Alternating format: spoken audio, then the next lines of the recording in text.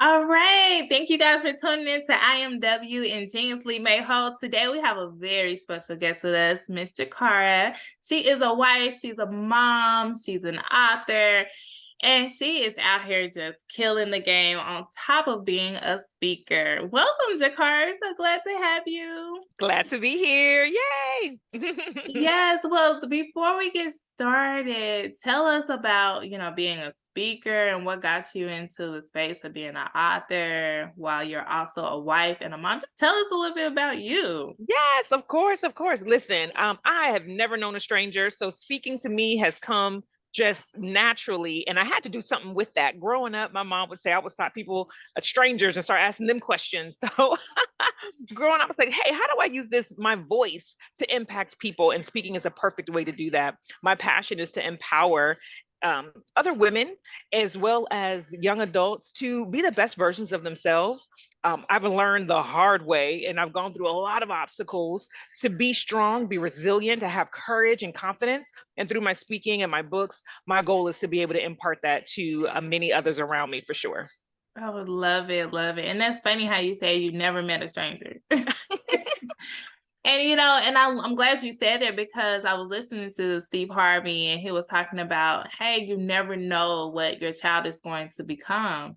So it's Mhm. important to, not always be like, okay, stop talking, stop this, Right. because you don't know. And we don't want them to shy away from their gifts. And that's That's one right. thing I do as a mental health therapist is I get people to look at that inner child and say, okay, when was it? What was the first time that someone told you not to be yourself? Because Mm, that's where it's stemming from. You were yes, told to stop or don't, and you're walking on eggshells because you're like, okay, if I do this, then people are gonna think this about me. And so it's just right. important for us to just be ourselves and be in our skin. I love how you sounds like you were able to be in your skin and be you, be vibrant, and just speak to anybody.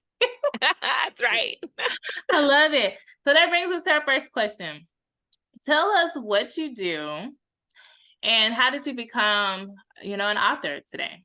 Yeah, so I've gone through a lot of ideas of what I wanted to be and do in life, and ultimately it was going to be a career woman. I knew that's what I wanted to be and do, but honestly, being able to speak full time is, man, you talk about major goals, and a part of speaking is really putting your thoughts on paper. So one of the ideas is, hey, let me write this book, all this stuff, all the advice I give people all the time about how to have work life balance. As a teen mom, I was able to overcome the stigma of being a teen mom and then continue to move forward and graduate high school. I was like, I got to do this the right way, but I didn't do it by myself. So I took all those lessons learned, those strategies, and I put it into my book, The Leadership Trifecta. The goal here is to really teach about how we can grow with ourself, work, and home. And as parents of teens, man, we've been teenagers, right? And now we have to parent them as we're still parenting ourselves. We're still learning how to be, again, the best versions of ourselves. So I really got into the space to continue again to help other people through goal setting, through understanding what self-care means and putting yourself first, but also learning how to set boundaries so that you can be um, make the decisions that are best for you, but also help lead people in your lives. So the leadership trifecta, that book is really about pushing, leading yourself, but leading others as well. Mm, I love that because how can you lead others if you don't know how to lead yourself? Yes, that part. It's almost like I remember like my dad, he would always say, when you point the finger, you have how many fingers pointed back at you? Pointing back at you. And you're like, oh, okay. I gotta look at myself so I can grow. Yes. So tell me, in your childhood, when you think about yourself and growing up, is this what you always inspired to do? Did you dream of becoming a speaker and an author, or did you dream of being something else? Yeah. So I was always told as a child, you can be whatever you want to be. I was raised in a very healthy, strong family. And not everyone can say that, right? So I don't take Love that for that. granted at all. And some of the pitfalls I fell into is just the making of my own mind. So sometimes we get to point out that we put ourselves down to set ourselves up instead of and letting other people do that, right? But in my family, it was, hey, do and be whatever you want. So I remember being 13 or 14. I visualized myself as the first Black CFO, Chief Financial Officer of a major corporation. Y'all, I saw myself in the Black outfit, the power suit with the Black briefcase and a French roll. Girl, you know French rolls was hot. Listen, I could see myself running the world. But during that time, right, 15, turned 16 or so, though I had all the love of my family, my mom and dad told me how beautiful I was and lovely and all this, I started to want attention of others around me, right? I started liking boys and boys started liking me, and I started wanting to be validated by that attention. And unfortunately, I let pride and all these other things hold me back. And y'all listen, ended up pregnant at the age of 16, 10th grade in high school. And I was on a basketball team.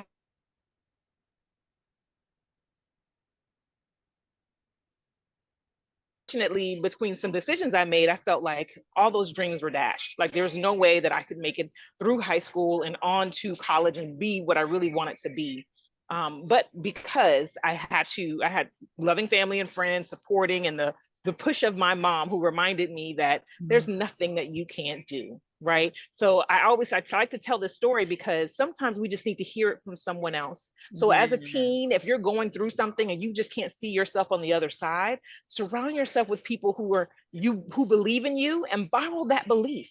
I remember I disappointed my mom so much. I said, Mom, I know I disappointed you. I know I've disappointed the church. I know that you can't even look at me straight in the eye because I'm just this terrible person. I mean, I went down this spiral. My mom, she looked at me and said, there's nothing that you can do that would stop me from loving you. Those words I remember to this day. I remember crying with tears at night and just not being able to sleep, being so depressed and just upset at myself. But knowing that my mom believed in me gave me the power and the strength to continue to move on. So I would definitely encourage people, when you set yourself up or maybe you've been set up, that you can overcome that. Surround yourself with people who believe in you.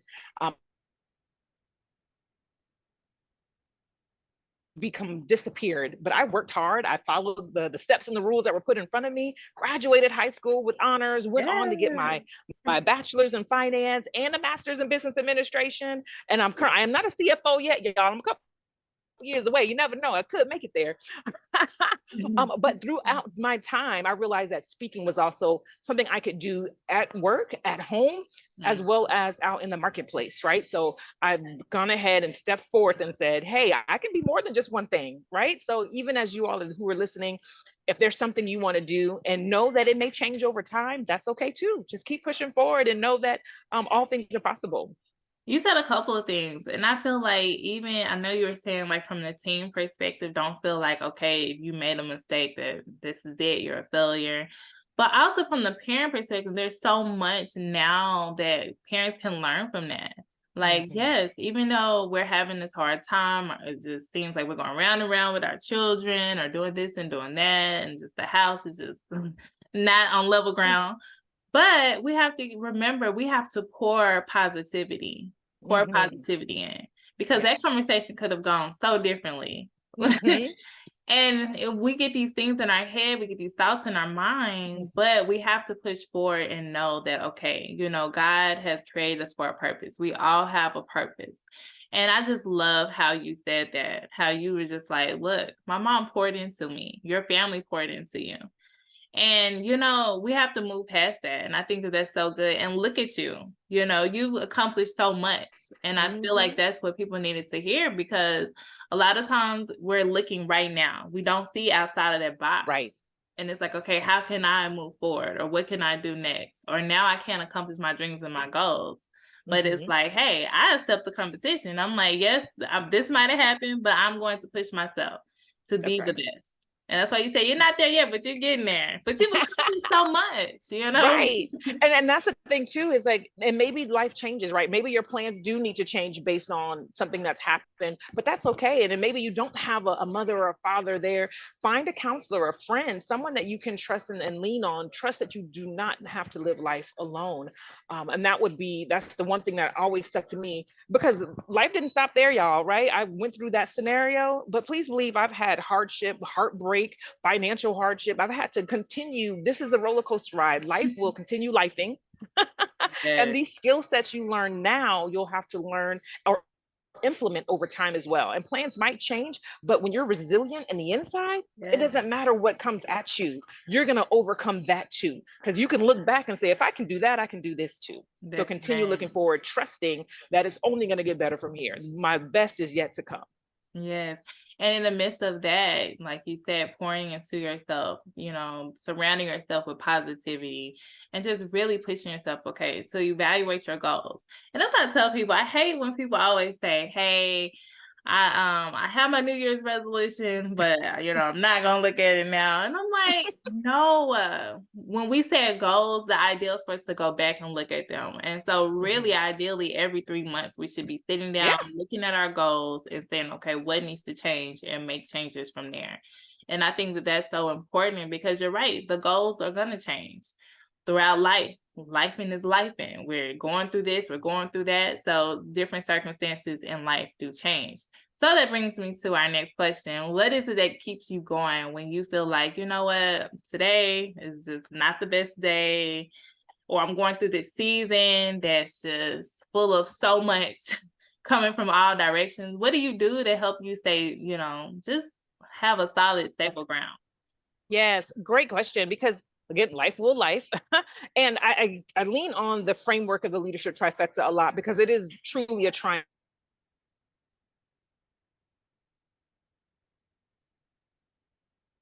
every area, right? So when for Well, you me, started if freezing up a little bit. work Can you gets tell super us a little busy bit more about and the I'm triangle?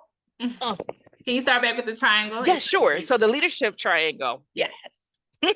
So when I look at the leadership trifecta, it's three sides. It's self, work, and home. Depending on the season in your life, you might be busier at work than you are at home, or you need to take more time for self because you've got to refill.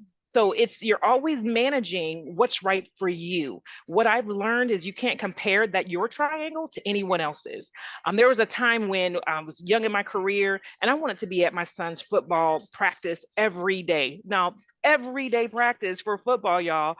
I had to leave work early because I couldn't make all of them if I kept my schedule. I spoke with my manager and said, listen, I need to get some flex time. Because I asked and I gave them a workaround, I was able to leave work early every day the time, and I made every day with my son because that at that moment that was what's most important for me.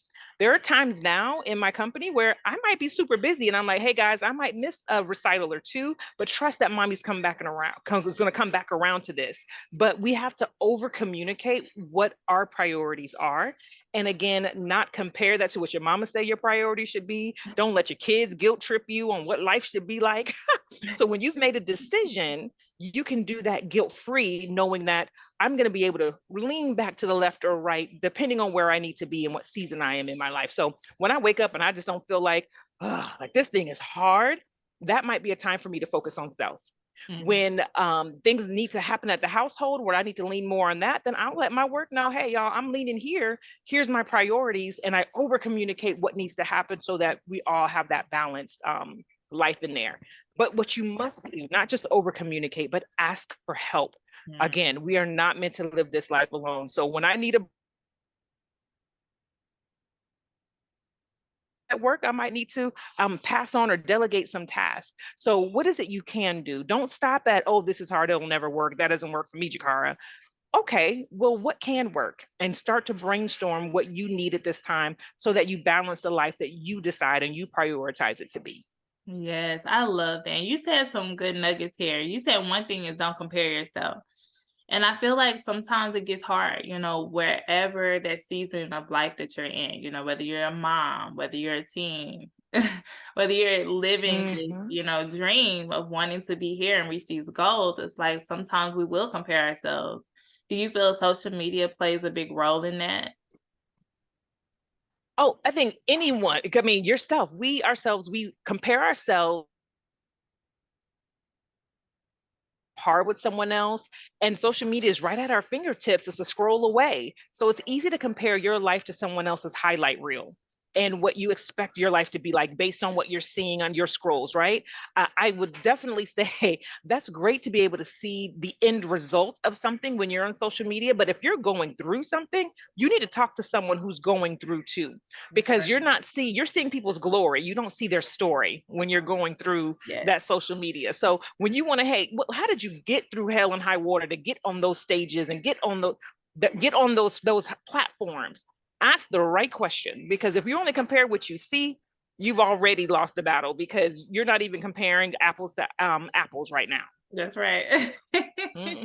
You're so right. So I want you to think about yourself when you were a teenager. What advice, based on everything that you have accomplished up to this point in your life, what advice would you give to your teenage self? Like, what is something you wish you knew, or, what are some things that you would say to yourself? Like, hey, I don't know everything. I wish I knew, and then I could walk into it, that I don't know everything. I don't know why at the age of 15, 16, 17, our brains stop working and we just think our parents don't know anything. They can't relate to us. We're going through, you can never understand what I'm going through. There might be some things that your parent may not understand explicitly, but we've all know pain. We all know rejection. We all understand what happiness and joy is, and passion. So don't assume you know everything. You don't. This 17 years of your life, you haven't hit it all, baby girl, baby boy. You need to find someone, a mentor, a coach, a parent, that you can lean in and say, tell me what I don't know, and listen.